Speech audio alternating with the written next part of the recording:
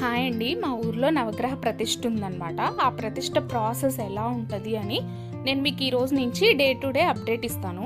First అయితే ఇది యజ్ఞశాల. దీనికి ఎన్ని యజ్ఞాలకు కావాలో అన్ని పెట్టుకుంటారనమాట. తర్వాత ఆవు పేడ తీసుకొని పెద్దవాళ్ళందరూ దీన్ని అలికి ముగ్గులు పెడతారు నీట్‌గా. ప్రాసెస్ అయితే స్టార్ట్ అయింది. ఇట్లా ఏమి పుల్లలు, రాళ్ళు అట్లా ఏం లేకుండా చాలా నీట్‌గా రెడీ చేస్తారనమాట. ఆ ప్రాసెస్ అయితే స్టార్ట్ అయిపోయింది.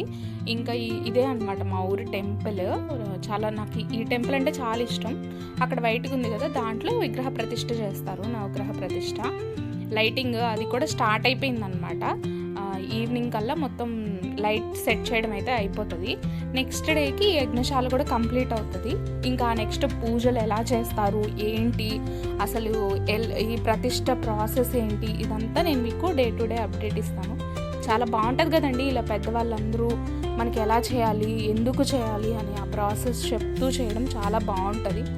ఇది నేను తెలుసుకొని మీకు కూడా ఎలా చేయాలి అని చెప్తాను. Please like, share, subscribe.